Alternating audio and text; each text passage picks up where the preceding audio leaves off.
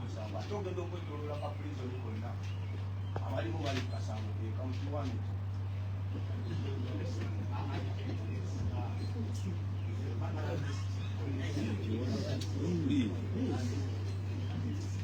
simple. And accused person is saying, it's 5 million. It's a 2 years, it's now a year 6. I think the point is made.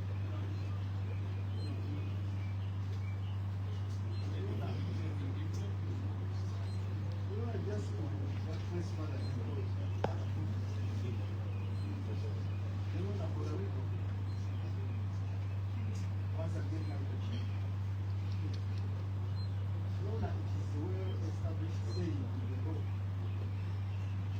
that a court of law rather thinks that conflict one is. Accused persons being in prison for all this long, just like my colleague has said, is equally having them sentenced. They are actually signed. That shows how much a court of law should put emphasis on the speedy trial in the spirit of Article 28(3). I find it prosecutorial misconduct, Your Honor, for the prosecution to present one state attorney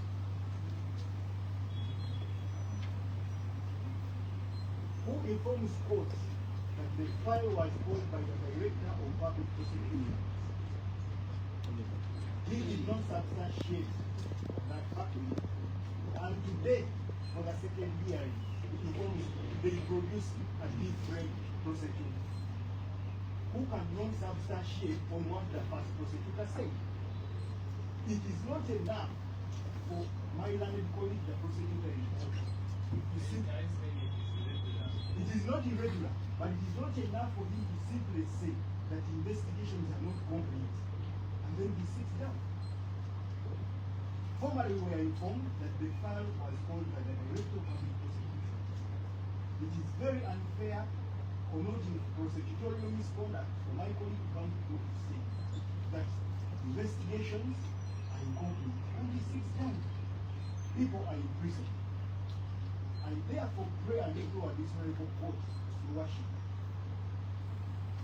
to stress it to the prosecution. They must comply with Article 28(3). We are not requesting this, an order from the Constitution of the Republic of Uganda to speedy trial of any person accused of an offense. But, Your Honor, just to qualify what we are saying is we had an argument with the Nigerian prosecutor. We had that too.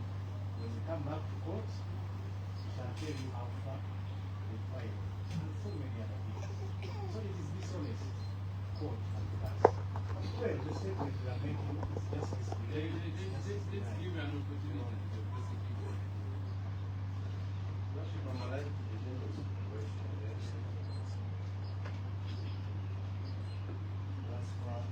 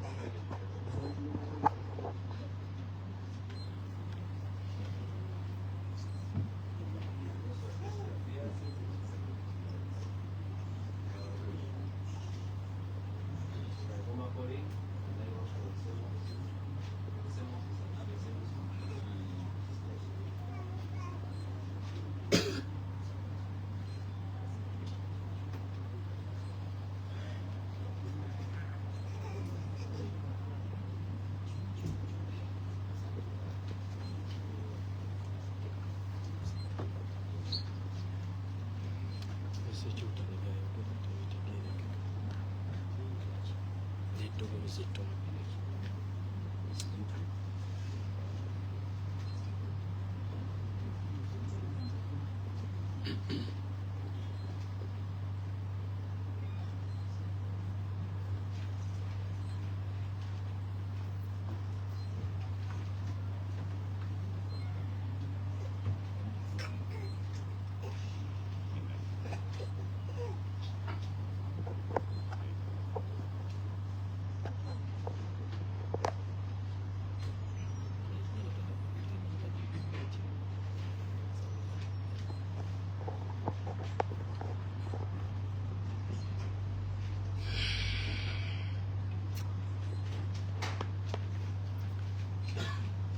Ekyoto alinga atalina n'amanyi Mukama. Banaye abansaba eddoboozi ttono kuba n'aboogera.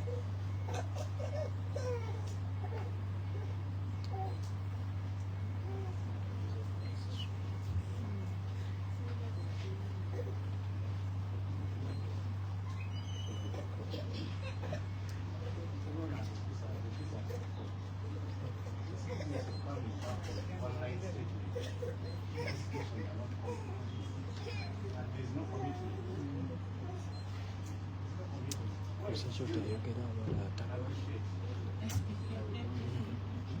Eddoboozi teriiba nayo.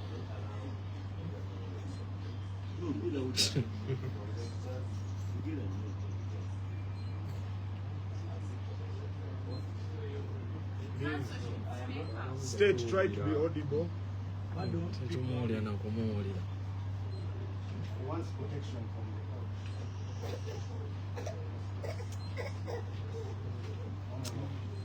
Pardon?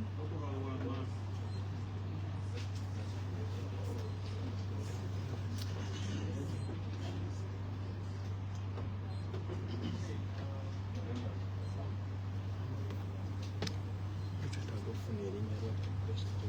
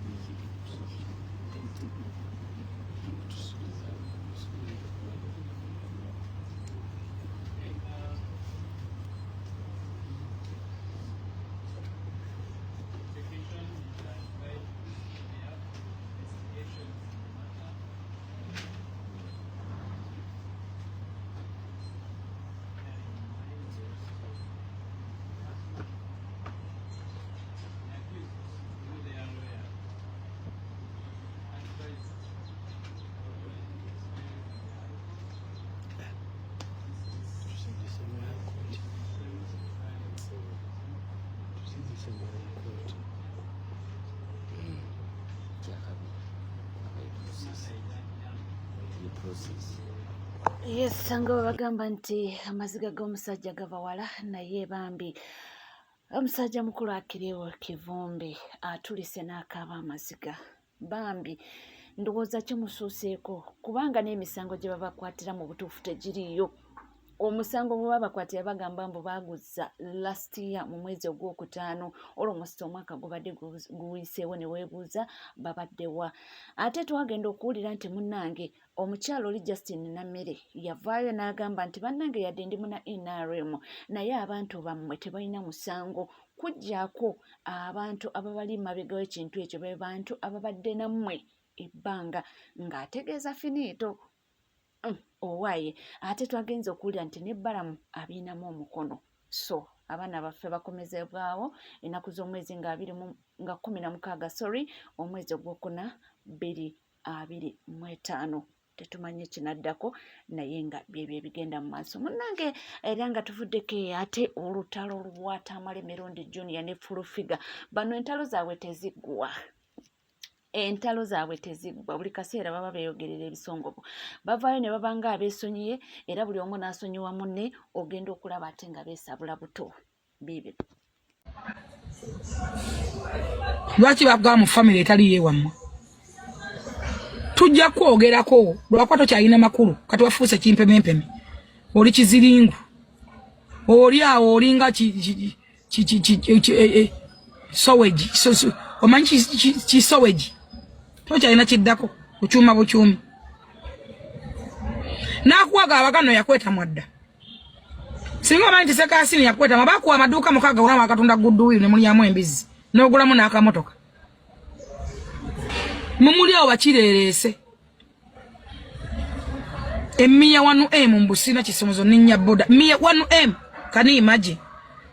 Buli mwana avaavaamu kigeni kakoze kapeji akasajja katoka tambula. Mbuno yalimba mwalimba. Musagera nyambula mu bw'abantu nammwe muyitawo. Tewawaddewo nsonga evumya Abitex nkiddamu. I stand with Abitex 100%. Ate Abitex kirasi ndala nnyo ne woli muvumu otya. Ne woli mukolera kigaba Abitex takola mu government. Goita kitawe yafa akola mu government yafaaki. Mwandifiida wali mayuni mu mazzi. Sajja gowesako goko bisani mu kitaawo. Mu mayuni ezana ndi kyengulu ndi waggulu ku lusozi we nagula. Muli ali wansi ebikere gye bikaaba. Bwoba wakana manyiyo. Eri wite watata wa Isima n'ogenda. Mwajjange wange ne mukweko yawo buli lunaku nakati weewali. Wange it's mine. Togenda kungobawo. Togenda kunjijako. We nagoba akakakazi akali kamanyina akapangisa. Wange munnange bagamba nti era ennaku z'omubbi ziba 40. Munnange kyaddaaki ofuna oponda avuddeyo nakkiriza n'agamba nti mu butuufu NRM ate egenze wala mu kintu ky'okusomba abantu. Mbu si gwe gusoose tesookedde Kawempe North mbu kali kaze kaabwe. I am saying, look at the style of campaign of NRM, not just in Kawempe North, in all the elections we have had, and in particular the recent by-elections. Have you noticed that NRM continues to ferry people? NRM leaders seem to be mercenaries. They hire people from outside constituencies in buses, bus them into Kawempe, as if there are no people in Kawempe to speak to. You can only ferry for psychological purposes. But if you ferry and you have crowds in Kawempe or anywhere else, when you know yourself that the people who are attending your rallies are outside, they are not voters there. 2, you have seen them having tents. You go for public rally and you spend money on the tents. 3, you have people being accompanied by musicians, and the lead campaigners are dancing on the rostrum. Yes, singing and dancing is part of political election morale boosting, but shouldn't be the mainstay of the election. Ask if you remember the people who are campaigning, the leaders who are campaigning in the Kawempe, what were they telling people that actually matter to the ordinary voter? Do you remember? Charles, so, do you remember? I am talking about taking the voters for granted. Bana NRM bano we baba balina ezo zi campaign zaabwe zirale baleta n'abayimbi kyagambye nti kyetandibadde kibi, that is moral boosting, but sibe bandisaanidde okuba nga ate bebe ekintu ekikulu ekyokukulembeza n'olaga nti abantu bajjayo lwakuba abayimbi gye bali, naye akulaga nti mu butuufu NRM eringa evudde ku mulamwa weyandibadde eriko abalekera dde okuba nga bakunga abantu abannamaddala ne bamanya nti bajja bakozesanga akakodyo balanga abayimbi ab'amaanyi mu ggwanga Uganda n'omuntu ne weba nga nange siwagira kibiina ngendeyo ndabe ku muyimbi gwe mbadde sirabangako nti agamba nti ekyo ekintu ekisinze okuba nga kyonoona pate ya NRM. Oyo nno muntu mukulu nnyo era munene nnyo akyogedde. Ffe tuliwo okuba nga tweyongerayo era nga tukutuusaako amawulire ag'enjawulo mukwano gwange yonna gy'oli yonna gy'osinzidde atuula butuuzi kalira awo nno mbandukuwa nga tweyongerayo munnange omwana avuddeyo n'aba nga aviirayo Katikkiro Charles Peter Mayiga. Bannange abaana b'ennaku zino ffe twasalawo ne tugamba nti omukulu wasobya ate wosobya tukugambako era munnange we batyo omukulu Katikkiro Charles Peter Mayiga ne bamuwa ebibyo. Imwe akasajja akakulu kotyo n'ogamba oba kasobodde kati okutuuka ku myaka gye kaliko nga kakyatambuza obusiru n'obutamanya. Ku myaka emikulu gy'otuukidde ng'okyasobola okwesiiga ddayi nga gwe obwongo wali awo ne bukuweereza ne bugamba munnange siiga ddayi ojja kudda buto. Mukulu nyongera okujjukiza ku myaka gy'oliko gyakutegeera. Gwe atalina maanyi tagwa ddalu. Atalina maanyi tokkirizibwa kwetaba mazina ga nkima. Kinajjukirwa wano nti Kabaka ye yavaayo n'ayogera kujja okugibwa kwa mapu ya Buganda. Naye essaawa zino wabanga gwe Mayiga osobola okuvaayo n'oyusa olugaayo mu Kabaka. N'ovaayo n'oyasamya ekitwe. N'ovaayo n'oyasamya omutwe enkola enkadde ng'ogamba nti ani mapu bagitwala wa. Gwe nga watandika ddi gwe okuyisa olugaayo mu Kabaka. Wano waliwo omwana yavaayo n'atandika okuvoola Kabaka. N'ovaayo ng'olaga nga w'oli concerned onaatugamba otya nti si gwe wamuli emabega. Nazzi kuno nga buno obusajja obwekuuta ddayi tebukkirizibwa kulabikako mu bantu. Waliwo akaseera gwe wagamba mbu abantu batunde ettaka bawoomerwe ssente nga Kabaka yakavaayo n'alagira abantu nti tebatunda ttaka. Kasajja gw'ofubye okulwanyisa Obuganda naye tojja kusobola. Okumanya oli kisiraani ggwe kuba bula tojooga naye omanyiira. N'ovaayo n'ogamba ayimbo n'osalawo osamirire lubaale w'abalala. Imbu maapu beerabidde okugiteekako. Ne tugamba kale katukassa akasiriso. Essaawa zino ovuddeyo oyagala kuyisaamu Ssaabasajja olugaayo. Igwe ng'avaayo n'ogamba bw'abavoola Obwakabaka. Ovuddeyo essaawa zino otandise ofunta entama. Otandise okwogera ebitakwatagana. Igwe oyise olugaayo mu Kabaka. Kimanyikiddwa no ye yatandika gundi okwogera laki mapu teriiko. Gwe essaawa zino buli muntu avaayo ayogera ku Bwakabaka gwa mukulu. Obwakabaka tebukoma ku ggwe. Naawe Sserajja okwota baakusembeza. Obeeko kyokola. Obeeko kyogatta ku Buganda ng'Obuganda. Ovuddeyo otandise okukuba ekikono. Otuuse n'okuyisaamu Kabaka olugaayo. Mukulu Buganda tekoma ku ggwe. Gwe ate tetugenda kukwe togenda ate kujooga oyise ne wandikomye. Gwe mukulu totuliirako mazzi. Ku myaka gy'oliko tetwagala tukujjukize nti emyaka gy'oliko sijja kutegeera. Tetwagala tukujjukize nti otuuse ku kaseera akategeera ne bw'oba toyina tujja kukukaka. Imwe abamu ku mmwe bw'oba obusiru nga kusinga bubaddeko eddagala gwe twandikutaddeko overdose. Kuba kasajja gwe toyina magezi. Ebisigadde okkirizibwa bikola. Naye gwe tokkirizibwa kuyisaamu Kabaka waffe maaso. Otuuse okumunafuya kussa ly'abantu. Batuuka n'okumulinnyako. Batuuka n'okumujolonga. Olw'okuba kali kabinnyo kano kakatwe ntwe ya pusi yayimiridde n'ayogera. Tosiriwala. Avuddekeyo munnange y'omusajja mukulu Frank Gashumba alese bwino ku mwana muwala Martha ejozi gyefuddeko eyafeera wano mu Mezenwa Bala. Agamba nti munnange conversation yafunye akakisa akazirabako ezaaliwo wakati wa Martha ne mwana mulenzi ono Eddie. Era Martha nga ye yapika ekintu agamba omulenzi y'okyaliyo mbadde njagala okujja nkulabeko. Era mbunadirenga omulenzi natuuka omugamba nze munnange nzigalawo ngenda ko omuwala togenda nenda bibino.